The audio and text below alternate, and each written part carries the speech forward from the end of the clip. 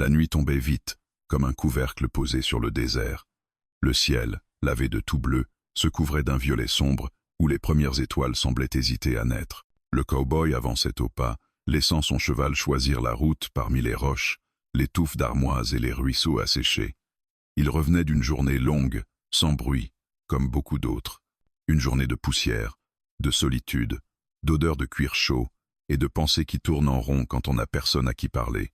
Il s'appelait Thorn Maddox, mais ce nom n'avait plus la même force qu'avant. Dans ces contrées, les noms s'usent comme les bottes. On les traîne trop longtemps. On finit par marcher dessus. Il avait pris l'habitude de rentrer avant la nuit complète, avant que les coyotes se mettent à chanter et que les ombres s'allongent jusqu'à avaler le monde. Pourtant, ce soir-là, une brise froide s'était levée plus tôt, et son cheval avait ralenti, comme s'il sentait quelque chose que Thorn ne voulait pas sentir. Un danger, ou pire, un changement. La cabane n'était plus très loin, 2 collines encore, puis la petite clairière où il avait bâti sa vie à coups de marteau et de silence. Quand il franchit le dernier creux, il vit d'abord la fumée de son propre foyer, mince, droite, tranquille, rien d'anormal. Puis il vit la trace au sol, une marque fraîche dans la poussière, comme le glissement d'un corps traîné. Et juste à côté, une empreinte de pieds nus, puis une autre, irrégulière, tachée. Thorn se figea. Son cheval souffla, nerveux. Il posa la main sur le revolver à sa ceinture sans le dégainer. Dans ce pays, dégainer trop vite, c'est inviter le malheur à s'asseoir à votre table. Il descendit, doucement, laissant les rênes pendre, et suivit la trace jusqu'au côté nord de la cabane, là où les pierres formaient une zone d'ombre permanente. C'est là qu'il la vit. Une Apache woman, ou du moins une femme dont la peau brune, les cheveux noirs collés par la sueur et la poussière, et la coupe de son vêtement déchiré ne laissaient aucun doute. Elle était à moitié assise, à moitié effondrée, le dos contre le bois. Ses yeux brillaient d'une lueur sauvage, comme ceux d'une bête blessée, qui ne sait pas si elle doit fuir ou mordre, une main pressée sur son flanc, du sang entre ses doigts, sombre, épais. Thorn n'avait pas bougé. Il avait appris, il y a longtemps, que la peur faisait parler les hommes trop vite. Il la regarda, elle le regarda. Le désert retint son souffle. Elle essaya de se lever, mais ses jambes cédèrent aussitôt. Elle étouffa un gémissement et se redressa juste assez pour tendre l'autre main vers lui. Pas un geste de supplication douce, un geste d'urgence, comme si elle lui lançait une dernière corde avant de tomber au fond d'un puits. « Non » souffla-t-elle, dans un anglais cassé. « Pas. » dire. Thorn sentit sa gorge se serrer. Il n'était pas du genre à jouer au héros. Il avait vécu trop d'années à regarder les gens payer pour de mauvaises décisions, et il savait ce que signifiait une Apache woman blessée près de chez lui. Des chasseurs, des ennemis, des guerres qui ne le concernaient pas, jusqu'au moment où elles viennent frapper à votre porte. « Qui te suit » demanda-t-il bas. Elle secoua la tête, comme si répondre la ferait mourir plus vite. Ses lèvres tremblaient. Ses yeux glissèrent vers l'horizon, au-delà des collines, là où la nuit devenait plus dense. Elle murmura un mot, bref, dur, presque une morsure. Les miens. Ce mot-là fut pire que tous les autres. Thorn aurait pu reculer, refermer sa porte, remonter à cheval et disparaître dans l'obscurité en laissant le désert finir le travail. Personne n'aurait su, personne ne l'aurait accusé. La terre mangeait les secrets, ici, mais quelque chose, dans la façon dont elle se tenait malgré la douleur, dans cette dignité féroce, raviva en lui une image qu'il n'avait pas invitée, une nuit d'autrefois, une voix qui avait demandé de l'aide, une porte qu'il n'avait pas ouverte à temps. Il ne savait plus si ce souvenir était vrai ou inventé par la culpabilité, mais il le sentait comme une brûlure sous la peau. Il s'accroupit à distance prudente. « Si je t'aide, tu me mets en danger. Tu le sais. » Elle le fixa, et sa voix fut un fil tendu. Déjà, danger. Thorn resta silencieux. Le vent passa entre eux, jouant avec la poussière comme une main invisible. À cet instant, au loin, un cri d'oiseau nocturne fendit l'air, et ce son-là, sec, tranchant, lui donna l'impression que le monde venait de basculer d'un degré, pas assez pour le voir, assez pour le sentir. Il s'approcha, très lentement. Sa main se posa sur son poignet pour retirer doucement la pression et voir la blessure. Elle grimaça, mais ne cria pas. Un long trait de sang au flanc, probablement une lame, ou un éclat, pas une balle. La plaie avait été bandée à la hâte, avec un tissu grossier, déjà trempé. « Tu vas mourir si je te laisse là », dit-il, comme si le dire pouvait le disculper. Elle ne répondit pas. Ses paupières battirent, elle vacilla. Alors Thorn prit sa décision. Une décision qu'il n'avait pas prévue, qu'il n'avait pas pesée, et qu'il payerait sûrement. Il glissa un bras sous ses épaules, l'autre sous ses genoux, et la souleva. Elle était étonnamment légère, comme si la vie l'avait déjà quittée par morceaux.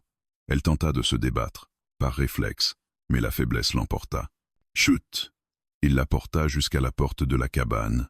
À l'intérieur, l'air sentait le bois, le café froid, la fumée. L'endroit était simple, une table, un lit, une caisse de cartouches, quelques ustensiles, une vie réduite à l'essentiel. Thorn posa la femme sur le lit, puis alla verrouiller la porte. Il se maudit immédiatement. Verrouiller la porte, c'était accepter l'idée qu'on allait la forcer. Il prit une lampe à huile et l'approcha du visage de la blessée. Elle avait des traits fins sous la poussière, des pommettes hautes, une bouche fendue par une vieille cicatrice.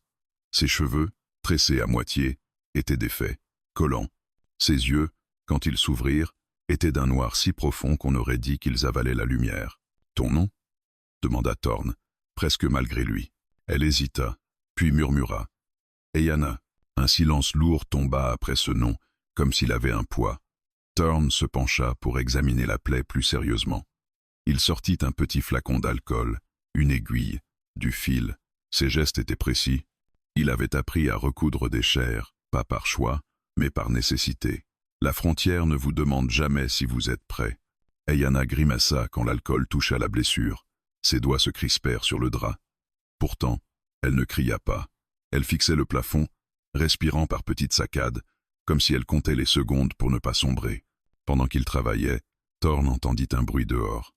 Très faible, un froissement. Peut être un animal, peut être le vent, peut être un pas. Il s'arrêta net.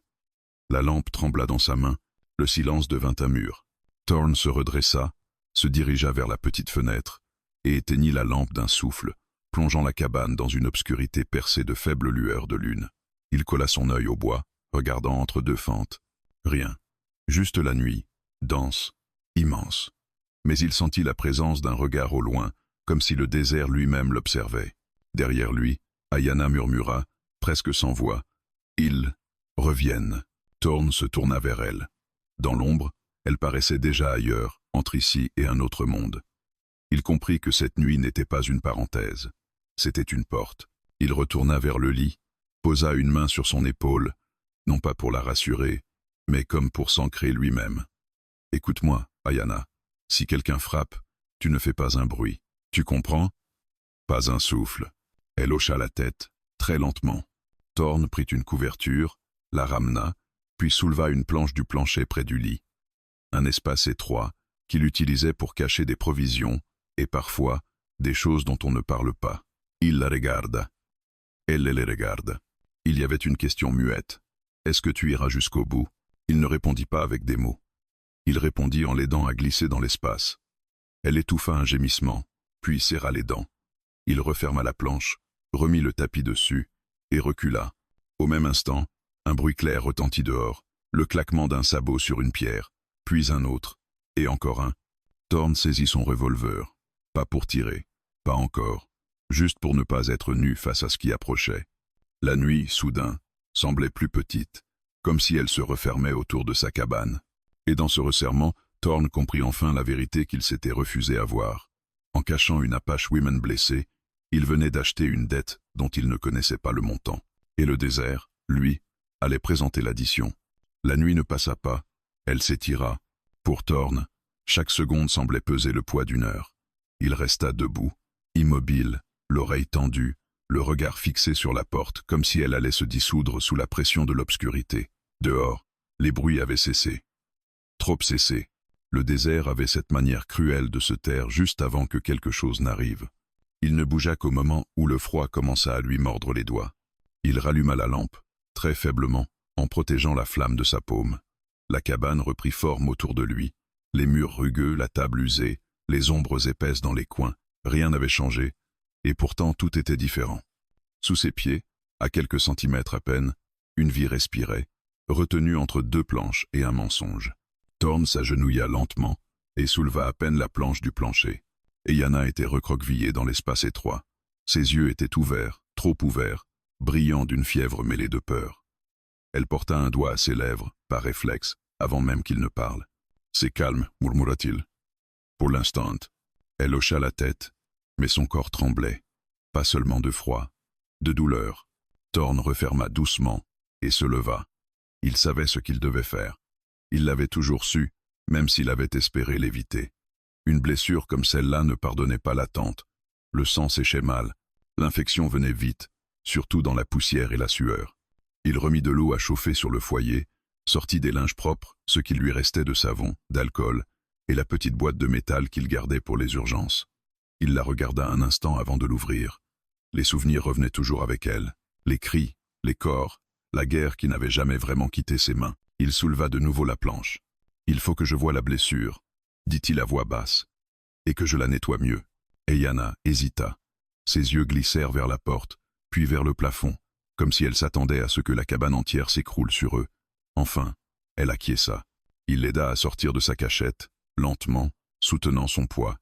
Elle grimaça, mais ne protesta pas. Chaque mouvement semblait lui coûter une part d'elle-même. Thorn la fit s'asseoir sur le lit, puis referma la porte à double tour, même si ce geste lui donnait l'impression d'enfoncer un clou de plus dans son propre cercueil. Il coupa le tissu de sa tunique autour de la plaie. Le sang avait coagulé par endroits, collant le vêtement à la chair. Quand il tira doucement, elle inspira brusquement et se radit. « Respirez » murmura-t-il. « Regardez-moi. » Elle leva les yeux vers lui, et ce regard-là n'avait rien de suppliant. Il était dur, brûlant, chargé d'une volonté farouche. Thorn eut soudain l'impression étrange qu'elle le tenait autant qu'il la tenait. La blessure était profonde. Une entaille nette, oblique, probablement faite par une lame courte. Elle avait été mal refermée, trop vite, être en courant. Les bords étaient rouges, enflammés. L'odeur n'était pas bonne. Thorn serra les dents. « Ça va faire mal. »« Déjà mal, » répondit-elle, presque avec défi. Il nettoya la plaie lentement, méthodiquement. À chaque passage du linge imbibé d'alcool, Eyanna crispait les doigts sur le drap, ses jointures blanchissant. Une goutte de sueur glissa le long de sa tempe. Pourtant elle ne cria pas. Pas une fois. « Pourquoi il te chasse ?» demanda Thorn sans lever les yeux. Elle ne répondit pas tout de suite. Le silence s'étira entre eux, épais comme la nuit dehors. « Je dis non », finit-elle par dire. Thorn marqua un arrêt. « Non à quoi ?» Elle ferma les yeux, comme si les mots lui coûtaient plus que la douleur. « À une promesse décidée sans moi. » Il reprit son travail, plus lentement encore. « Et ça, c'est la punition ?» Un léger sourire, amer, étira ses lèvres. Ce n'est que le début. Il sut alors que ce qu'il craignait était vrai. Il n'avait pas aidé une femme blessée par hasard. Il avait recueilli une rupture, un acte interdit, une ligne franchie qu'aucun ancien ne pouvait tolérer. Il posa le fil et l'aiguille sur la table. « Je vais devoir recoudre. » Elle rouvrit les yeux. « Fais-le, avant qu'il ne revienne. » Il sut à cet instant qu'elle n'espérait pas vraiment échapper à ses poursuivants, pas comme lui l'aurait espéré. Elle savait, elle avait toujours su. Ce qui la poussait à tenir, ce n'était pas l'illusion du salut, mais la certitude que chaque minute gagnée avait un sens. Quand il commença à recoudre, ses mains furent sûres, mais son esprit vacillait. À chaque point, il sentait la frontière se refermer autour de lui. Chaque point était une promesse qu'il n'avait pas formulée, mais qu'il honorait déjà. Eyanna serra les dents, une larme glissant malgré elle. Elle la chassa d'un revers de main, furieuse contre sa propre faiblesse. « Tu n'es pas obligé », murmura-t-elle soudain. Il leva les yeux. « Si ». Elle fronça les sourcils. « Pourquoi ?» Il resta silencieux un instant. Puis il dit la vérité la plus simple. « Parce que si je m'arrête maintenant, je ne dormirai plus jamais. » Elle le regarda autrement après ça, comme si quelque chose venait de changer, pas de la reconnaissance, de la compréhension. Quand il eut fini, il banda la plaie soigneusement et l'aida à s'allonger. Elle était pâle, épuisée. Il lui donna un peu d'eau, qu'elle but par petites gorgées. « Tu dois dormir, » dit-il. « Même un peu. » Elle hocha la tête, mais ses yeux restaient ouverts. « Ils savent. Ce n'était pas une question. Comment ?» Elle tourna lentement la tête vers lui. Ils sentent quand quelqu'un protège ce qui doit être rendu. Thorn sentit un frisson lui parcourir l'échine. « Une loi, une règle plus vieille que les lois, » répondit-elle. « Celui qui cache devient gardien.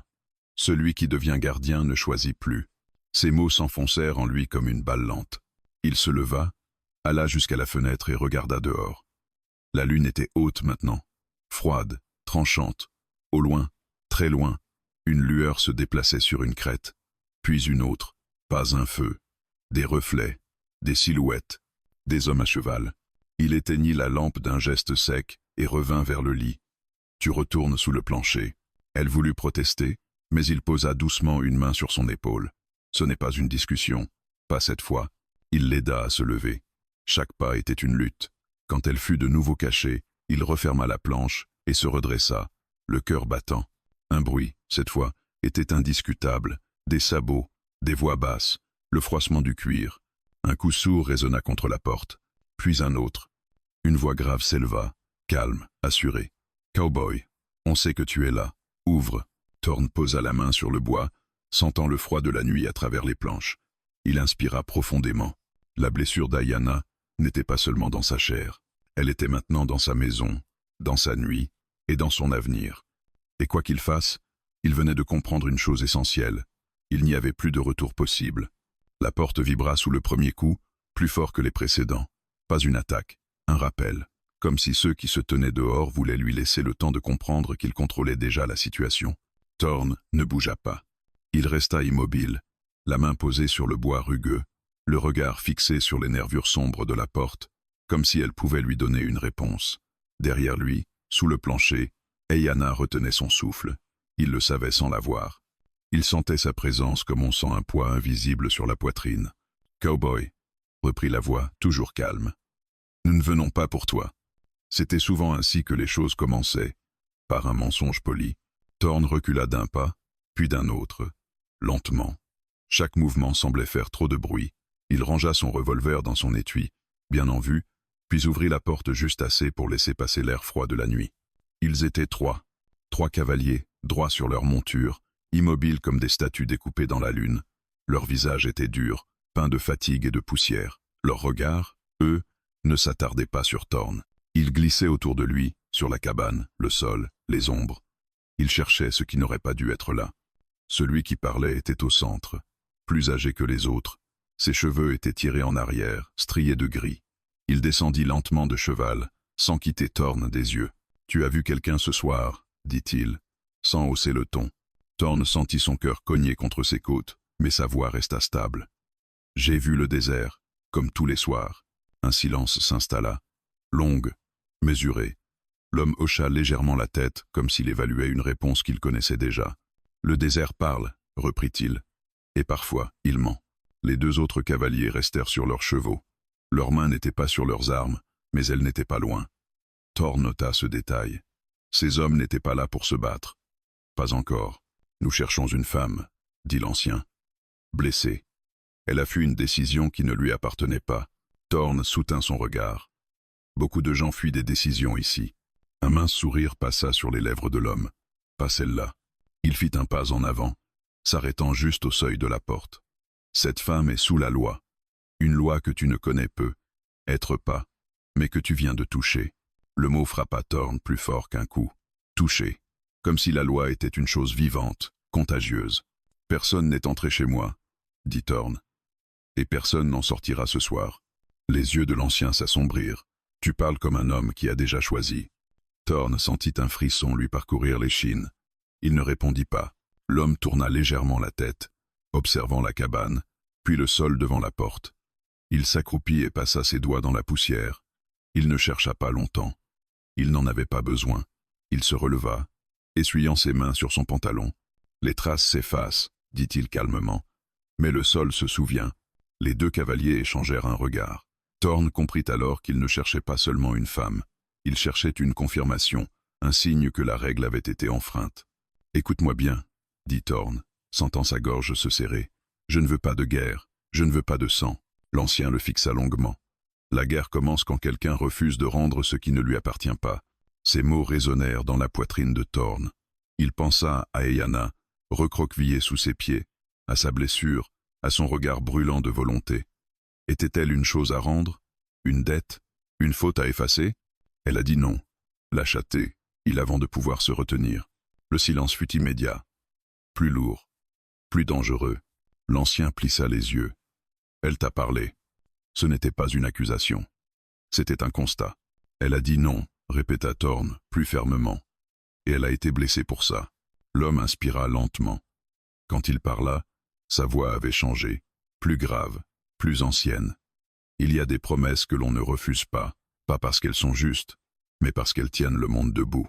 Thorn secoua la tête. Un monde qui tient debout sur une femme blessée mérite de tomber. Les deux cavaliers se raidirent. Leurs mains se posèrent enfin sur leurs armes. L'ancien leva une main pour les arrêter. Son regard ne quittait pas Thorn. « Tu parles avec le cœur, c'est dangereux pour un homme seul. » Il fit un pas en arrière. « Nous ne forcerons pas ta porte cette nuit. » Thorn sentit une pointe de soulagement, immédiatement étouffé par la suite. « Mais à partir de maintenant, » continua l'ancien, « tu es lié, tu as vu, tu as touché, tu as parlé. La règle est claire. »« Quelle règle ?» demanda Thorn. L'homme répondit sans hésiter. « Celui qui cache devient gardien. Celui qui devient gardien partage le destin de celle qu'il protège. » Ces mots s'enfoncèrent en Thorn comme des clous. « Tu as jusqu'à l'aube, » ajouta l'ancien. « À l'aube, nous reviendrons. Si elle est là, tu feras un choix devant les anciens. Si elle n'y est plus, alors le désert décidera ce qu'il reste de toi. » Il remonta à cheval, suivi des deux autres. Les sabots frappèrent la terre avec un son creux, régulier, jusqu'à ce que les silhouettes se fondent dans l'obscurité. La nuit reprit son souffle. Thorn resta immobile longtemps après leur départ. Puis il ferma la porte à double tour et posa son front contre le bois. Ses épaules s'affaissèrent. Pour la première fois depuis des années, il se sentit vieux. Il souleva la planche du plancher. Eyanna sortit lentement de sa cachette. Son visage était pâle, mais ses yeux brûlaient. « Tu aurais pu mentir mieux, » murmura-t-elle. Thorn la regarda. « Je n'ai jamais su mentir quand ça comptait vraiment. » Elle hocha la tête. « Maintenant tu sais. Savoir quoi ?» Elle inspira profondément. « Que la nuit ne t'appartient plus. » Il l'aida à s'asseoir sur le lit. « Ils disent que je suis ton gardien. » Un silence passa entre eux. Puis elle répondit. « Alors tu es déjà en danger. » Thorn serra les poings. À l'aube, ils reviennent. « Yes, Ice. » Il la fixa. « Dis-moi la vérité, Eyanna. S'ils te prennent, qu'est-ce qu'ils feront ?» Elle détourna les yeux. « Ils répareront l'ordre. Et toi ?» Elle ferma les paupières. « Je cesserai d'exister comme j'ai choisi. » Ces mots laissèrent un goût amer dans la bouche de Thorn. Il comprit que la blessure qu'il soignait n'était qu'une surface.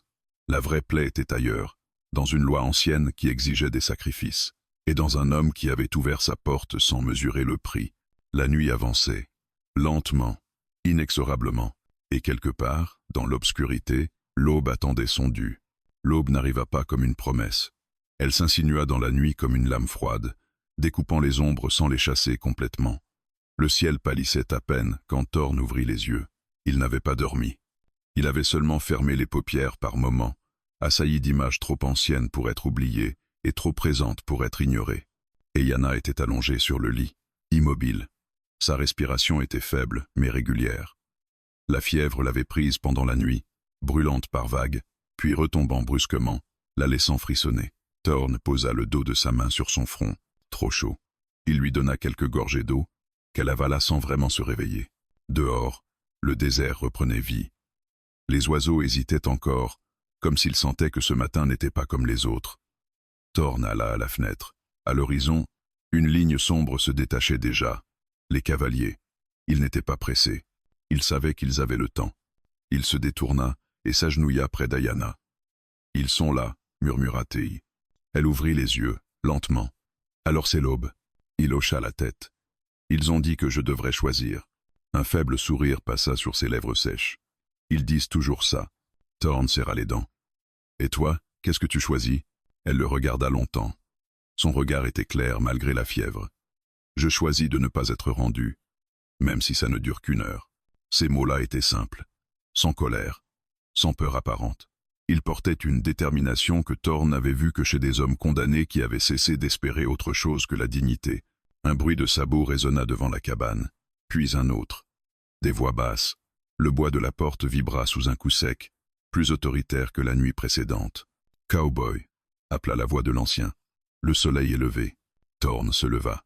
Il jeta un dernier regard à Eyanna, puis attrapa son manteau et ouvrit la porte. Ils étaient plus nombreux cette fois.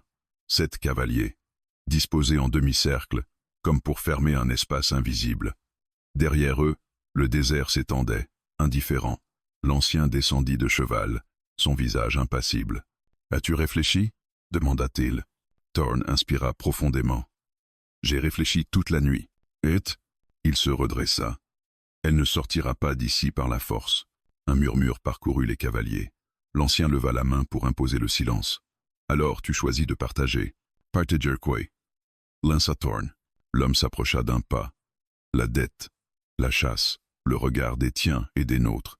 Thorn sentit une colère sourde monter. Elle est blessée. Vous l'avez presque tuée. L'ancien inclina légèrement la tête. Elle est encore en vie. C'est pour cela que nous sommes là. Thorn éclata d'un rire bref, sans joie. Vous appelez ça de la justice? Le regard de l'homme se durcit. Nous appelons ça l'ordre. À ce moment-là, un bruit étouffé se fit entendre derrière Thorn. Un froissement, un souffle trop fort. Avant qu'il n'ait le temps de se retourner, Eyanna apparut dans l'embrasure de la porte. Elle se tenait droite, malgré la douleur évidente qui crispait son visage. Le bandage à son flanc était taché de sang frais. Les cavaliers se figèrent. « Elle est sortie », murmura l'un d'eux. L'ancien ne détourna pas les yeux d'Eyanna. « Tu n'aurais pas dû », dit-il calmement. Elle répondit d'une voix faible mais ferme. « Je ne suis pas une chose à rendre. » Thorn fit un pas vers elle, inquiet. « Eyanna. » Elle leva une main pour l'arrêter. « Laisse-moi parler. » Elle se tourna vers l'ancien. « J'ai dit non. Je le dis encore. Vous ne pouvez pas recoudre le monde avec mon sang. » Un silence lourd s'abattit sur le groupe. L'ancien inspira lentement. « Tu sais ce que ta désobéissance entraîne. »« Oui, » répondit-elle. « Je le sais depuis le moment où j'ai fui. » Il la fixa longuement, puis reporta son regard sur Thorn. « Tu vois, elle connaît le prix. C'est toi qui refuses de le regarder. » Thorn serra les poings. « Si le prix est de la livrer blessée, alors je refuse. » L'ancien se redressa. « Alors écoute la loi jusqu'au bout. » Il fit un signe. 2 cavaliers avancèrent légèrement. « Si elle reste ici, tu deviens l'obstacle. Et l'obstacle est traité comme tel. » Eyanna chancela. Thorn la rattrapa avant qu'elle ne tombe. Il la soutint contre lui, sentant son corps trembler. « Il n'y a pas besoin de sang aujourd'hui, dit-il. »« Pas encore. » L'ancien observa la scène. Puis, à la surprise de Thorn, il fit signe aux cavaliers de reculer. « Pas aujourd'hui, confirma-t-il. » Il s'approcha encore, à portée de voix. « Nous te laissons jusqu'au coucher du soleil. » Thorn fronça les sourcils. « Vous aviez dit l'aube. »« La règle est ancienne, » répondit l'homme. « Elle sait s'adapter quand un gardien tient debout. » Il désigna Eyanna du menton. « D'ici ce soir, tu dois choisir une chose, la rendre ou partir avec elle. Mais sache ceci. » Il planta son regard dans celui de Thorn. « Si tu pars, tu perds ta terre, ton nom, ta place. Tu ne seras plus jamais neutre. » Thorn sentit le poids de ces mots s'abattre sur lui. « Et si je la rends ?» Un silence passa, puis l'ancien répondit. « Alors tu dormiras encore ici, mais pas en paix. » Il remonta à cheval. Les autres l'imitèrent. Les sabots frappèrent le sol, s'éloignant lentement, comme un avertissement. Quand ils furent partis, Thorn resta immobile, tenant Eyanna contre lui. Elle respirait difficilement. « Il me laisse le temps, » murmura-t-il. Elle secoua la tête. « Il te donne une illusion. » Il la porta à l'intérieur et la déposa sur le lit. Son visage était livide. « Tu ne peux pas marcher, » dit-il. Elle ferma les yeux. « Alors tu sais déjà ce que ça signifie. » Thorn s'assit près d'elle, la tête entre les mains. La cabane, autrefois refuge, lui sembla soudain trop petite pour contenir les conséquences de son choix. The Horse. Le soleil montait lentement. Chaque rayon semblait marquer une minute qui s'écoulait. Le compte à rebours avait commencé. Et Thorn comprit que, quoi qu'il décide avant la nuit, il n'existerait plus jamais comme avant. Le soleil était haut maintenant, implacable, écrasant la cabane sous une lumière blanche qui ne laissait aucune place au doute. La chaleur faisait vibrer l'air, et chaque respiration semblait plus lourde que la précédente. Thorn restait assis près du lit, observant Eyanna lutter contre la fièvre comme on regarde une marée monter sans pouvoir l'arrêter. Elle dormait par fragments, se réveillant parfois pour murmurer des mots dans sa langue, des phrases hachées que Thorn ne comprenait pas mais dont il sentait le poids. À chaque sursaut, sa main cherchait instinctivement la sienne, comme si le simple contact pouvait la retenir dans ce monde. Il se leva enfin, incapable de rester immobile plus longtemps. Il sortit, fit quelques pas autour de la cabane, scrutant l'horizon. Rien. Les cavaliers s'étaient retirés hors de vue, mais leur absence était plus oppressante que leur présence. Il savait qu'ils observaient. Toujours. À l'ombre de la cabane, Thorn s'adossa au mur et laissa ses pensées dériver. Partir, rendre, fuir. 3 mots qui se heurtaient dans son esprit sans jamais former une issue acceptable. Partir signifiait abandonner la seule chose stable qui lui restait. Rendre signifiait trahir une femme qu'il avait déjà juré de protéger, même sans le dire. Fuir, il ne savait même pas où. Il entra de nouveau. Et Yana avait ouvert les yeux.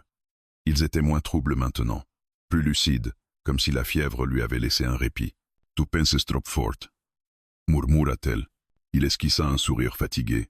« J'ai toujours fait ça. » Elle tenta de se redresser, grimaça, puis abandonna. « Ils ne te laisseront pas rester ici, même si tu me rends. » Thorne hocha la tête. « Je commence à le comprendre. » Elle le fixa longuement. « Tu sais pourquoi il me voulait vivante ?» Il secoua la tête. « Parce que ma mort serait simple, » dit-elle. « Mais ma soumission effacerait le doute. » Ces mots s'installèrent en lui comme une vérité inconfortable. « Quel doute ?» Et Yana inspira profondément. « Celui que la règle n'est plus acceptée par tous. » Le silence s'épaissit entre eux. Thorne s'assit sur le bord du lit. « Parle-moi de cette règle, pas comme à un étranger, comme à quelqu'un déjà dedans. » Elle ferma les yeux un instant, puis commença, d'une voix plus posée, presque narrative. « Quand une femme est promise, ce n'est pas seulement un homme qu'elle épouse, c'est une alliance, une paix fragile. Refuser, c'est rouvrir des blessures anciennes. Et toi tu as refusé, dit Thorne. Oui, elle rouvrit les yeux. Parce que cette alliance se faisait sur mon corps, pas sur mon choix. Il sentit une colère froide monter. Et pour ça, ils t'ont chassé comme un animal. Elle hocha la tête. Pour rappeler aux autres ce qui arrive quand on dit non, Thorne serra les poings. Ils appellent ça l'ordre. Ils appellent ça la survie, corrigea-t-elle doucement. Il se leva brusquement. Alors pourquoi moi? Pourquoi me lier à tout ça? Elle le regarda avec une intensité nouvelle. Parce que tu as ouvert la porte. Ces mots n'étaient pas une accusation. C'était un constat simple, implacable. Thorne fit les 100 pas. Je n'ai jamais voulu faire partie de vos lois. Personne ne le veut, répondit-elle. C'est pour ça qu'elles tiennent. Il s'arrêta. Si je pars avec toi, ils me chasseront. Oui. Etc. Elle détourna les yeux. Alors tu resteras ici. Mais ils reviendront quand même. Il la fixa. Pourquoi faire? Pour vérifier que tu n'as pas oublié ce que tu as vu. Le soleil glissait lentement vers l'ouest. L'ombre de la cabane s'allongeait, comme un doigt accusateur pointant l'avenir. Thorne s'approcha de la table, sortit une vieille carte froissée. Il la déplia, la posa à plat. Il y a un passage au nord, étroit. Peu de gens le connaissent. Et Yana le regarda sans bouger. Tu as déjà fui par là. Il acquiesça. Une fois, il y a longtemps. Et tu es revenu. Oui. Elle sourit faiblement. Alors tu sais ce que ça coûte. Il passa une main sur son visage. Je ne peux pas te faire marcher. Tu peux me porter, dit-elle simplement. Ces mots le frappèrent plus fort qu'une menace. Sur combien de temps? Assez pour quitter leur regard. Il resta silencieux, puis demanda. Et après? Et Yana le fixa. Après, ce ne sera plus ton problème. Il secoua la tête. C'est déjà mon problème. Elle ferma les yeux. Alors tu as déjà choisi. Le silence qui suivit était lourd, mais différent. Moins chargé de peur, plus dense de conséquences acceptées. Thorne se leva, alla chercher son sac. Il en sortit des bandages, des provisions, quelques cartouches. Il posa le tout sur la table. Chaque objet semblait dire adieu à la cabane. Ils ont dit jusqu'au coucher du soleil, murmura-t-il. Et Yana ouvrit les yeux. Ils savent que tu partiras à la dernière heure, ou que je craquerai. Elle secoua la tête. Tu n'es pas de cela. Il la regarda, surpris. Tu me connais à peine. Assez pour savoir que tu portes déjà le poids de décisions passées. Les hommes comme toi ne rendent pas ce qu'ils ont protégé. Il sentit une chaleur étrange dans sa poitrine. Pas de l'orgueil. Une reconnaissance silencieuse. Dehors, le vent se leva, soulevant la poussière. Le désert semblait retenir son souffle une fois de plus. Thorne s'approcha du lit et posa une main ferme sur l'épaule d'Ayana. Quand le soleil touchera l'horizon, nous partirons. Elle hocha la tête, les yeux brillants. Alors je tiendrai jusque-là. Ils restèrent ainsi un moment, sans parler. Deux êtres liés par une nuit, une blessure et une règle qu'ils avaient osé défier. Et tandis que le soleil entamait sa lente descente, Thorne comprit que ce chapitre de sa vie se refermait déjà. Le prochain s'écrirait en marche, sous le poids d'une femme blessée et d'un choix irréversible. Le soleil touchait presque l'horizon quand Thorne souleva Ayana dans ses bras. La chaleur du jour commençait enfin à céder, laissant place à un air plus respirable, mais chargé d'électricité, comme si le désert lui-même savait qu'un seuil venait d'être franchi. Le corps d'Ayana était léger, trop trop léger, et pourtant chaque pas de Thorn semblait plus lourd que le précédent. Il ferma la porte de la cabane sans se retourner. Il n'eut pas de regard en arrière, pas de regret formulé. Seulement ce claquement sec du bois, qui sonnait comme une fin définitive. Devant eux, la terre s'étendait, nue et impitoyable. Derrière eux, une vie qu'ils ne reprendraient jamais. Ils quittèrent la clairière par le nord, là où les roches se resserraient et où le terrain devenait traître pour les chevaux. Thorn avançait à pas mesurés, évitant les zones de sable meuble, cherchant instinctivement les chemins oubliés. Il avait marché là autrefois, longtemps avant que la cabane n'existe, avant que son nom ne s'enracine quelque part. Eyanna respirait contre son épaule, lentement, difficilement. Par moments, ses doigts se crispaient dans le tissu de sa chemise, comme pour vérifier qu'il était encore là. « Si je deviens trop lourde, » murmura-t-elle. « Tu ne l'es pas, » coupa-t-il. Elle esquissa un sourire faible. « Tu dis ça parce que tu marches encore. » Il ne répondit pas. Il sentait déjà la fatigue gagner ses jambes, ses épaules, son dos. Mais il avançait, parce que s'arrêter serait pire que tomber. Quand le soleil disparut enfin, la nuit revint avec une brutalité presque familière. Les ombres avalèrent le paysage. Thorn alluma une petite lampe, qu'il couvrit aussitôt d'un tissu pour en étouffer la lumière. Ils n'avaient pas besoin d'être vus, ils avaient seulement besoin d'exister un peu plus longtemps. Ils atteignirent le passage peu avant la nuit complète. Une entaille étroite entre deux masses de pierre, presque invisible si l'on ne savait pas où regarder. Thorn s'y engagea sans hésiter, ses pas résonnant sourdement contre la roche. L'air y était plus frais, mais aussi plus confiné, comme si la terre elle-même se refermait sur eux. Eyanna gémit faiblement quand il dut changer sa prise pour franchir un passage plus abrupt. Il s'arrêta aussitôt. « Ça va » murmura-t-elle. « Continuez. » Il la regarda dans la pénombre. Son visage était pâle, ses traits tirés, mais ses yeux brûlaient toujours de cette même flamme têtue. Il hocha la tête et reprit sa route. Ils n'avaient parcouru qu'une courte distance quand un bruit leur parvint, lointain, mais distinct. Un écho métallique, un sabot frappant la pierre. Thorn s'immobilisa. Il éteignit la lampe, plaqua son dos contre la paroi et retint son souffle. Le bruit se répéta, puis un autre. Des voix, étouffées par la distance et la roche, mais indéniables. « Ils ont senti le passage », murmura Eyanna. « Ou ils ont parié que je le prendrais », répondit-il à voix basse. Il reprit sa marche, plus vite, malgré la fatigue. Le passage s'élargissait par endroits, se resserrait à d'autres, exigeant de lui un effort constant pour protéger Eyanna des aspérités de la roche. Son souffle devenait plus court. Ses muscles brûlaient. Derrière eux, les bruits se rapprochaient. Ils débouchèrent enfin de l'autre côté, dans une zone plus ouverte, couverte de buissons bas et de pierres tranchantes. Thorn posa Eyanna au sol quelques secondes, juste assez pour reprendre son souffle. Elle s'adossa à un rocher, les yeux fermés. « Ils ne s'arrêteront pas, dit-elle. « Yes, alors pourquoi continuer ?» Il la regarda. « Parce que s'arrêter ferait de toi une preuve. » Elle inspira difficilement. « Et de toi ?» Il réfléchit un instant. « Une erreur qu'ils voudront effacer. » Il la souleva de nouveau, ses jambes protestant violemment. Chaque pas était désormais une décision renouvelée. Chaque mouvement un refus. Le terrain devint plus difficile. Les pierres glissaient sous ses bottes. À plusieurs reprises, il manqua de tomber. À chaque fois, Eyanna s'agrippait à lui, murmurant son nom comme une ancre. Le bruit des cavaliers se fit plus clair. Des ordres chuchotés, le claquement sec du cuir. Ils étaient proches. Thorn aperçut enfin ce qu'il cherchait. Un creux naturel, dissimulé par des buissons et des roches, assez profonds pour les cacher temporairement.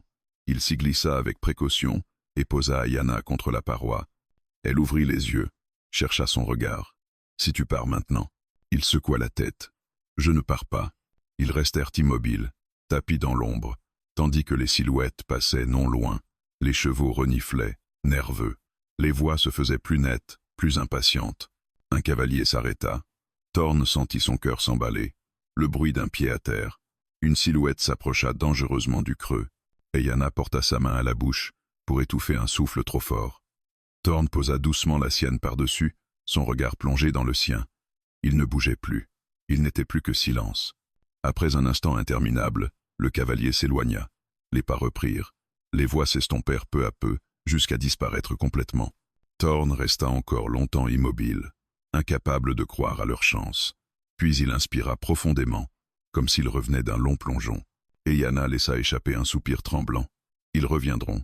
Peut-être, répondit-il. Mais pas tout de suite. Il s'assit lourdement contre la paroi, le dos en feu, les bras engourdis. Pour la première fois depuis leur départ, il se laissa sentir la fatigue, la peur, le poids écrasant de ce qu'il venait de faire. Ayana posa doucement sa main sur la sienne. « Tu viens de perdre ta terre. » Il hocha la tête. « Oui, ton nom.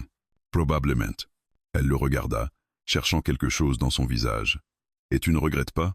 Il réfléchit, puis répondit honnêtement. « Pas encore. » Un faible sourire éclaira ses traits. « Alors nous sommes deux. » La nuit les enveloppa complètement. Ils étaient blessés, traqués, épuisés, mais vivants. Et pour la première fois depuis que Thorn avait ouvert sa porte cette nuit-là, il comprit que le prix à payer n'était pas seulement une perte. C'était aussi une transformation. Et ce qu'il devenait, sous ce ciel sans frontières, commençait à peine à prendre forme. La nuit s'écoula par fragments, découpés en silence trop long et en réveils brutaux. Thorn dormit à peine, assis contre la paroi rocheuse, le menton posé sur la poitrine, les muscles crispés comme s'il attendait encore que quelqu'un surgisse de l'ombre. Chaque bruit un caillou roulant, le souffle du vent, le cri lointain d'un animal le tirait aussitôt hors de ce demi-sommeil inconfortable. Et Yana, elle, sombrait et revenait sans cesse. Sa fièvre montait par vagues, puis retombait, la laissant tremblante et pâle. Par moments, elle murmurait des mots dans sa langue, des fragments de prière ou de souvenirs que Thorn ne comprenait pas, mais qu'il écoutait malgré tout, comme on écoute une musique inconnue dont on sent la tristesse. Quand la première lueur de l'aube filtra entre les roches, Thorn sut qu'il ne pouvait pas rester là plus longtemps. Le creux les avait protégés une nuit. Il ne les protégerait pas un jour entier. Il se leva avec difficulté, ses jambes protestant violemment. Chaque muscle semblait lui rappeler le prix de la veille. Il s'agenouilla près d'Ayana, posa une main sur son front. La fièvre était encore là, sourde, persistante. « Il faut repartir », murmura-t-il. Elle ouvrit les yeux, lentement. « Ils te laisseront-ils partir encore ?» Il esquissa un sourire sans joie. « Ils n'ont pas à me laisser quoi que ce soit. » Il l'aida à boire un peu d'eau, puis refit le bandage, plus serré. Le sang avait cessé de couler, mais la blessure restait mauvaise. Elle ne survivrait pas à une longue fuite sans repos. Et le repos, il ne l'avait pas. Ils repartirent dès que le soleil se leva suffisamment pour éclairer le terrain, sans les exposer complètement. Thorn choisit une route plus accidentée, longeant les reliefs, évitant les plaines ouvertes. Chaque détour ajoutait de la distance, mais aussi du temps. Et le temps était leur seule arme. Après plusieurs heures, ils atteignirent un plateau pierreux. De là, Thorn put enfin observer l'horizon. Il plissa les yeux. Ils étaient là. Pas tout près. Pas encore. Mais il distingua clairement les silhouettes sombres qui se détachaient sur la poussière soulevée par le vent. Des cavaliers. Plus nombreux que la veille. Ils ne cherchaient plus à se cacher. Et Yana suivit son regard. « Ils ont appelé les anciens, » dit-elle. Thorn serra la mâchoire. « Qu'est-ce que ça change? Quand les anciens viennent, ce n'est plus une chasse. C'est un jugement. » Ces mots pesèrent lourdement entre eux. Ils descendirent du plateau et s'enfoncèrent dans une zone plus boisée, rare dans cette région. Quelques arbres tordus, des fourrés épais, suffisamment pour masquer leur passage. Thorn avançait avec prudence, cherchant à laisser le moins de traces possible. Pourtant, il savait que cela ne suffirait pas. La règle les suivait, invisible mais tenace. À la mi-journée, Ayana n'en put plus. Ses jambes cédèrent alors qu'elle tentait de faire quelques pas seule. Thorn la rattrapa de justesse et la porta de nouveau. Son souffle devint court. La fatigue revenait, plus violente encore. Ils s'arrêtèrent à l'ombre d'un arbre mort. Ayana posa sa tête contre son épaule. « Tu ne peux pas continuer comme ça, » murmura-t-elle. Il ne répondit pas. « Thorn, » insista-t-elle. « Écoute-moi. » Il la regarda. Son regard était clair, lucide, malgré l'épuisement. « S'ils te prennent, ce sera rapide pour toi. Mais pour moi, » il laissa la phrase en suspens. « Pour toi, ce sera une vie à te demander ce que tu aurais pu faire, » dit-elle doucement. Il détourna les yeux. « Je n'ai jamais été bon avec les essais. » Un bruit les interrompit. Pas des sabots. Des pas. Thorn se redressa aussitôt, posa Ayana derrière lui. 3 silhouettes émergèrent lentement entre les arbres. Pas des chasseurs ordinaires. Leurs vêtements étaient plus simples, leurs gestes plus mesurés. L'un d'eux portait un bâton sculpté, marqué de symboles. Les anciens, celui qui marchait devant s'arrêta à quelques pas. Son visage était creusé par l'âge, ses yeux sombres et pénétrants. Il observa Thorn longuement, sans hostilité apparente. « Tu marches lourdement pour un homme qui fuit. dit-il calmement. Thorn soutint son regard. Je ne fuis pas. Je protège. Un murmure parcourut les deux autres anciens. Tu n'es pas né gardien, reprit le vieil homme. Et pourtant, tu as accepté ce rôle.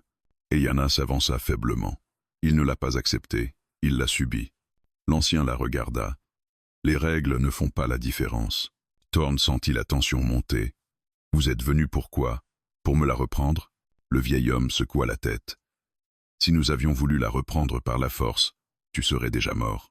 Ces mots glacèrent Thorn. Nous sommes venus pour te rappeler ce que tu es devenu, poursuivit l'ancien, et pour te laisser un dernier choix. Et Yana serra les dents. Il a déjà choisi. Non, répondit l'homme. Il continue de marcher. Ce n'est pas la même chose. Il posa le bout de son bâton contre la terre. La règle dit ceci. Quand un étranger devient gardien, il doit offrir quelque chose en échange de la vie qu'il protège. Thorn fronça les sourcils. Offrir quoi? L'ancien planta son regard dans le sien. Ce qui le définit. Le silence qui suivit fut écrasant. Mon nom, murmura Thorn. Ton nom, ta terre, ton ancienne vie, confirma l'homme. Et si tu refuses? Il n'acheva pas sa phrase, et Yana posa sa main sur celle de Thorn. Tu n'as pas à faire ça. Il ferma les yeux un instant. Quand il les rouvrit, sa décision était là, claire, sans détour. Je n'ai plus de terre, dit-il. Ma cabane est derrière moi. Mon nom, je peux vivre sans. Les anciens échangèrent un regard. Le vieil homme inclina légèrement la tête. Alors, tu comprends enfin. Il recula d'un pas. À partir de maintenant, tu n'es plus un homme entre deux mondes. Tu es lié à elle. Où qu'elle aille, ton destin suivra. Et Yana inspira brusquement. Et eux? Demanda-t-elle. La chasse? La chasse cesse, répondit l'ancien. Mais la route reste dangereuse. Ils se retirèrent lentement, disparaissant entre les arbres comme s'ils n'avaient jamais été là. Thorn resta immobile longtemps après leur départ, puis il laissa échapper un souffle qu'il retenait depuis trop longtemps. Voilà, murmura-t-il. C'est fait. Et Yana le regarda, bouleversé. Tu as tout donné. Il haussa les épaules, fatigué. Il ne me restait plus grand-chose à garder. Ils reprirent leur route, plus lentement cette fois, mais sans regarder derrière eux. La poursuite avait changé de nature. Elle n'était plus faite de sabots et de cris, mais de conséquences silencieuses. Et tandis qu'ils s'éloignaient, Thorn comprit que la loi ancienne n'avait pas seulement pris quelque chose. Elle venait de le façonner. La route changea après la rencontre avec les anciens, pas dans sa forme, mais dans son poids. Thorn le sentit dès les premières heures. L'air semblait différent, moins pressant, mais plus dense, comme si chaque pas désormais comptait double. Il n'y avait plus de cavaliers visibles derrière eux, plus de cris portés par le vent. Pourtant, ils ne se sentaient pas libres. Ils se sentaient liés. Et Yana marchait désormais appuyée sur son bras. Elle ne pouvait toujours pas avancer longtemps seule, mais quelque chose avait changé dans son regard. La peur brute avait laissé place à une vigilance calme, presque grave, comme si elle acceptait enfin ce que leur fuite signifiait réellement. Ils traversèrent une vallée étroite où la terre était craquelée par la sécheresse. Thorn reconnut l'endroit. Autrefois, il y avait conduit du bétail. À présent, il n'y avait plus que des pierres et le souvenir d'un passage possible. Chaque lieu qu'il traversait lui rappelait ce qu'il avait été. Chaque pas l'en éloignait davantage. Ils s'arrêtèrent près d'un maigre point d'eau en milieu de journée. Thorn s'agenouilla, trempa un linge et le posa sur le front d'Ayana. Elle ferma les yeux, soulagée. La fièvre baisse, dit-elle doucement. Elle n'est pas partie, répondit-il, mais elle recule. Elle esquissa un sourire. Comme toi. Il la regarda sans comprendre. Tu reculais avant, expliqua-t-elle. Tu vivais immobile. Ces mots le frappèrent plus qu'il ne voulait l'admettre. Il détourna le regard et se leva pour surveiller les alentours. Le désert était calme, trop calme. Cette paix soudaine lui donnait l'impression d'être observé autrement, non plus comme une proie, mais comme une anomalie. Ils reprirent la marche en fin d'après-midi. Le terrain devenait plus verdoyant, signe qu'ils approchaient de terres moins hostiles. Thorn connaissait cette région. Pas bien, mais assez pour savoir qu'ils n'étaient plus complètement perdus. À mesure qu'ils avançaient, Yana parla davantage. Pas de la fuite, pas des anciens. Elle parla de son enfance, des rivières où elle jouait, des chants appris au coin du feu, des visages qu'elle avait aimés. Thorn écoutait sans interrompre. Il comprenait peu des mots, mais beaucoup de l'intention. Elle ne racontait pas pour se souvenir. Elle racontait pour rester entière. Quand le soleil commença à décliner, ils aperçurent de la fumée au loin. Fine, stable. Un campement. Thorn s'arrêta net. Quelqu'un vit là, dit-il. Et Yana suivit son regard. Son corps se tendit aussitôt. Pas les miens. Il hésita. Approcher signifiait être vu. Être vu signifiait risquer d'être reconnu. Mais continuer sans repos était impossible. Ils avancèrent prudemment. À mesure qu'ils se rapprochaient, Thorn distingua 2 silhouettes. Des femmes et un enfant. Il s'arrêta à bonne distance, leva les mains en signe de paix. La plus âgée s'approcha lentement. Son regard était méfiant, mais pas hostile. Elle observa Thorn, puis Ayana, puis revint à Thorn. « Vous êtes loin de chez vous, dit-elle. « Nous n'avons plus de chez nous, répondit Thorn. La femme observa Ayana plus attentivement. « Elle est blessée. » Ayana hocha la tête. « Mais vivante. » Un silence passa, puis la femme s'écarta. « Venez, mais pas longtemps. » Elles leur offrirent de l'eau, un peu de nourriture. Rien d'abondant, mais suffisant. Thorn resta sur ses gardes. Il n'aimait pas dépendre. Pourtant, ce bref répit lui sembla presque irréel. L'enfant observait Ayana avec curiosité. « Elle a mal ?» demanda-t-il. Ayana sourit doucement. « Un peu. Ça passera ?» Elle hésita, puis répondit. « Oui. » D'une façon ou d'une autre. À la tombée de la nuit, la femme plus âgée s'approcha de Thorn. « Les rumeurs voyagent vite, dit-elle à voix basse. On parle d'un homme qui a refusé de rendre ce qu'il avait protégé. » Thorn se figea. « Et qu'est-ce qu'on dit de lui ?» La femme haussa les épaules. « Certains disent qu'il est fou, d'autres qu'il est dangereux. Et vous ?» Elle le regarda droit dans les yeux. « Je dis qu'il a choisi. » Ces mots résonnèrent longtemps après qu'ils eurent quitté le campement. Ils reprirent la route sous un ciel étoilé. Ayana marchait plus droit maintenant. La douleur était toujours là, mais elle ne la dominait plus. « Tu vois, murmura-t-elle, le monde n'est pas fait que de règles. » Thorn hocha la tête. « Mais il est fait de conséquences. » Ils marchèrent longtemps sans parler. Le silence entre eux n'était plus tendu. Il était chargé de compréhension. Finalement, Thorn s'arrêta sur une hauteur. Devant eux s'étendait une plaine plus douce, traversée par un chemin ancien. Une route de passage. Pas une fuite, un devenir. « C'est ici que je m'arrêtais autrefois, » dit-il, quand je croyais que la solitude suffisait. Et Yana le regarda. Et maintenant, il inspira profondément. Maintenant, je sais qu'elle ne suffit pas. Ils restèrent là un moment, observant l'horizon. La nuit avançait. Le monde continuait. Thorn comprit alors que le sacrifice qu'il avait fait n'était pas seulement une perte. C'était une ouverture. Il n'était plus un homme caché derrière des murs de bois et de silence. Il était devenu quelqu'un que l'on nommerait, que l'on jugerait, peut-être que l'on suivrait. Et Ayana, appuyée contre lui, n'était plus seulement celle qu'il avait cachée une nuit. Elle était la preuve vivante qu'un refus pouvait devenir un chemin. Le désert s'étendait devant eux, vaste, incertain, mais ouvert. Et pour la première fois depuis longtemps, Thorn n'eut pas peur d'y entrer.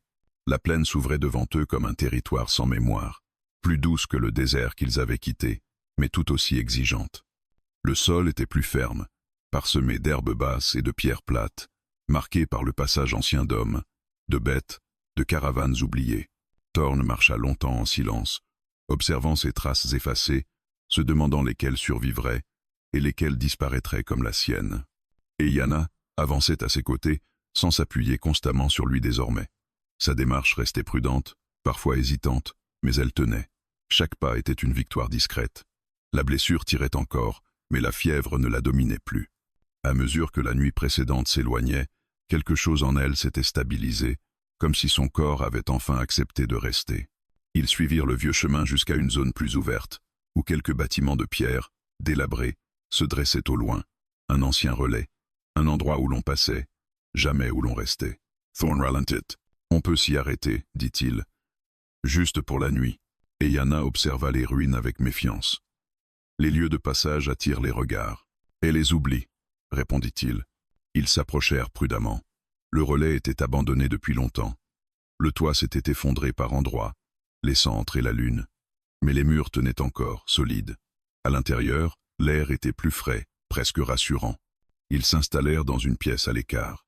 Thorn fit un feu discret, juste assez pour se réchauffer. Et Yana s'assit contre le mur, laissant son dos se détendre enfin.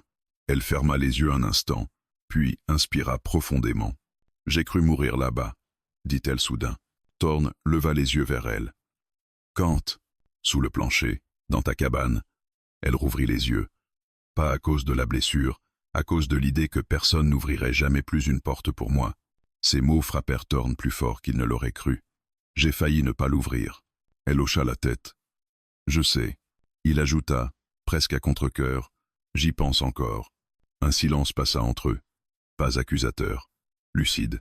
Tu sais, dit Ayana, chez les miens, on dit que les décisions qui comptent vraiment arrivent quand on est fatigué, quand on n'a plus la force de mentir. Thorn esquissa un sourire triste. Alors j'étais à bout. Ils mangèrent lentement ce qu'il leur restait. Peu de mots, beaucoup de pensées. Dehors, le vent se leva légèrement, faisant chanter les pierres comme un avertissement lointain. Plus tard, Thorn sortit pour monter la garde. Le ciel était clair, immense. Il se sentait petit sous cette voûte d'étoiles, mais pas insignifiant, différent, comme si sa place n'était plus définie par un point fixe, mais par le mouvement. Il pensa à la cabane, à la table, au lit, aux outils laissés derrière. Il n'éprouvait pas de regret aigu, seulement une mélancolie douce, comme celle que l'on ressent pour un chemin qui n'existe plus. Quand il rentra, Ayana l'attendait, éveillée. « Tu penses qu'il parle encore de toi ?» demanda-t-elle. Il haussa les épaules. « Peut être, comme d'un traître. » Il réfléchit. « Comme d'un avertissement, sans doute. » Elle hocha la tête. Les avertissements survivent plus longtemps que les punitions. Thorn s'assit près d'elle. « Et toi? Que diront-ils de toi ?» Elle fixa le feu. « Que je suis parti. C'est tout ?» Elle tourna lentement la tête vers lui. « C'est déjà beaucoup. » La nuit passa sans incident. Pour la première fois depuis longtemps, Thorn dormit vraiment. Pas profondément, mais suffisamment pour rêver. Il rêva d'un horizon sans clôture, sans portes à fermer.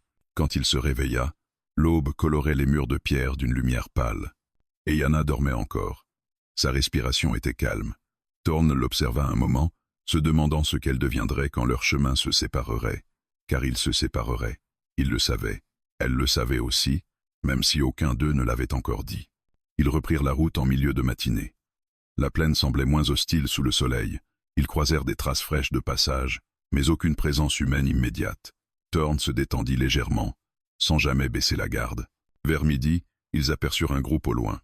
3 silhouettes, pas armées visiblement. Thorn ralentit.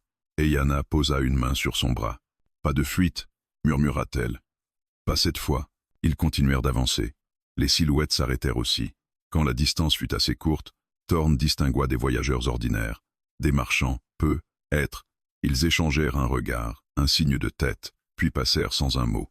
Quand ils furent hors de vue, Ayana laissa échapper un souffle. Ils ne nous ont pas reconnus, Thorn acquiesça. Ou ils ont choisi de ne pas voir. Ils marchèrent encore longtemps. Le soleil déclinait quand Ayana s'arrêta soudain. « C'est ici, » dit-elle. Il la regarda, surpris. « Ici ?» Elle désigna une colline basse à l'est. « Au-delà, il y a un village où je peux rester. Pas longtemps, mais assez pour disparaître. » Thorn sentit une tension familière dans sa poitrine. « Et moi ?» Elle le regarda avec une douceur grave. « Toi, tu n'as plus besoin de disparaître. » Ces mots résonnèrent en lui comme une vérité qu'il n'avait pas encore formulée. Ils restèrent là un moment, immobiles. Le vent jouait dans les herbes. Le monde continuait, indifférent à leur pause. « Tu m'as donné plus que du temps, » dit Ayana. « Tu m'as donné un passage. » Il répondit simplement. « Tu m'as donné une direction. » Ils reprirent la marche côte à côte, sans se presser. La séparation approchait, mais elle ne portait plus la douleur de la perte, seulement le poids calme des conséquences assumées. Thorn comprit alors que la 9e étape de ce chemin n'était pas une fin. C'était une préparation, un espace entre ce qu'il avait été et ce qu'il allait devenir. Et cette fois, il n'avait pas l'intention de détourner le regard. Le matin se leva sans éclat particulier, comme s'il refusait de marquer ce qui allait se jouer. La lumière glissa sur la plaine, douce et presque indifférente, et Thorn comprit que le monde n'annonçait jamais les fins. Il les laissait simplement arriver. Ayana s'arrêta au pied de la colline qu'elle avait montrée la veille. De l'autre côté, le terrain descendait vers une vallée étroite, ponctuée de quelques arbres et d'un chemin à peine visible. Un lieu où l'on pouvait se fondre, un lieu où l'on pouvait disparaître sans bruit. Elle posa sa main sur son flanc, inspira profondément, puis se redressa. La douleur était toujours là, mais elle ne la définissait plus. Elle regarda Thorn, comme on regarde quelqu'un pour la dernière fois, sans vouloir le figer dans un souvenir. « C'est ici », répéta-t-elle. Thorn hocha la tête. Il n'y avait rien à ajouter. Il savait que s'il parlait maintenant, il dirait quelque chose qu'il regretterait, ou quelque chose qu'il ne pourrait pas reprendre. Il préféra laisser le silence faire son travail. Ils restèrent côte à côte un long moment. Le vent passait entre eux, portant avec lui l'odeur de la terre et de l'herbe sèche. Thorn observa les lignes du paysage, cherchant instinctivement une menace, une silhouette, un signe. Il n'y avait rien. Et pour la première fois, ce rien ne l'inquiétait pas. Eyanna se tourna vers lui. « Tu n'es plus obligé de m'accompagner. » Il la regarda. « Je sais. Tu peux t'arrêter là. Je sais aussi. » Elle sourit légèrement. « Et pourtant, tu es encore là. » Il répondit sans détour. « Parce que partir sans te voir passer serait comme refermer une porte trop vite. » Elle baissa les yeux, touchée malgré elle. « Tu as déjà payé. »« J'ai payé ce que j'avais à payer pour être libre, » répondit-il calmement. « Le reste, c'est autre chose. » Elle fit un pas vers la pente, puis s'arrêta. « Ils parleront encore de toi. » Il haussa les épaules. « Ils parlent toujours. Ils diront que tu as défié une règle ancienne. Je n'ai défié que le silence. » Corrigea-t-il. Eyanna se tourna complètement vers lui. « Tu sais ce que tu es devenu, Thorn ?» Il réfléchit un instant. « Quelqu'un qui marche. » Elle hocha la tête. « Exactement. » Ils échangèrent un dernier regard, long, chargé de tout ce qu'ils ne diraient pas. Puis Eyanna descendit la pente lentement, prudemment, sans se retourner. Thorn la suivit des yeux jusqu'à ce qu'elle disparaisse derrière un pli du terrain. Quand elle ne fut plus visible, il resta immobile. Le monde semblait suspendu, comme s'il attendait qu'il fasse quelque chose pour reprendre sa course. Il inspira profondément, puis il se détourna. Il ne prit pas la direction opposée immédiatement. Il marcha d'abord quelques pas sans but précis, laissant son corps décider avant son esprit. Chaque pas était léger, presque neuf. Il se surprit à sourire sans raison apparente. À la lisière de la plaine, Thorn s'arrêta et regarda une dernière fois derrière lui, pas pour chercher Eyanna. Pour remercier ce chemin qu'il avait dépouillé sans le briser, il poursuivit sa route vers l'ouest. Les jours suivants furent simples. Pas faciles, simples. Il marchait le matin, s'arrêtait quand la chaleur devenait trop forte, reprenait au crépuscule. Il croisait des voyageurs, parfois des regards curieux, parfois indifférents. Personne ne le reconnaissait. Et pour la première fois, cela ne lui semblait pas une perte. Un soir, près d'un feu modeste, un homme lui demanda d'où il venait. Thorn réfléchit, puis répondit « D'une nuit que je n'oublierai pas ». L'homme hocha la tête comme s'il comprenait parfaitement, et n'insista pas. Plus loin, une femme lui demanda où il allait. Il sourit. « Là où je peux être utile ». Ce fut vrai plus souvent qu'il ne l'aurait cru. Il aida à réparer une clôture, guida un troupeau à travers un passage difficile, partagea son feu avec des inconnus. Chaque geste était modeste, mais il sentait que quelque chose de solide se construisait à partir de ces fragments. Les rumeurs finirent par le rattraper, comme elles le font toujours. On parlait d'un homme sans terre, sans nom fixe, qui avait refusé de rendre ce qu'il avait protégé. Certains disaient qu'il était fou, d'autres qu'il était dangereux. Quelques-uns disaient simplement qu'il était juste. Thorn n'écoutait pas. Il n'en avait plus besoin. Un soir, des mois plus tard, alors que le ciel s'embrasait d'un rouge profond, il s'arrêta sur une hauteur familière. Pas la même colline, mais la même sensation, celle d'un seuil invisible. Il pensa à Eyanna, pas avec inquiétude, avec une certitude tranquille. Où qu'elle soit, elle marchait selon son propre choix, et cette pensée-là suffisait. La nuit tomba lentement. Thorn alluma un feu, s'assit près de la flamme, et regarda les étoiles apparaître une à une. Il ne se sentait plus traqué, plus lié par une dette, seulement responsable de ce qu'il ferait demain. La nuit où il avait caché une Apache Women blessée avait tout changé, pas parce qu'il avait sauvé une vie, mais parce qu'il avait accepté d'en perdre une autre pour de bonnes raisons. Et tandis que le désert respirait autour de lui, Thorn Maddox, ou quel que soit le nom qu'on lui donnerait désormais, comprit enfin que certaines lois anciennes ne se brisent pas. Il se traversent. Et de l'autre côté, il y a parfois quelque chose de rare, de fragile et de profondément humain, la liberté de devenir ce que l'on choisit d'être.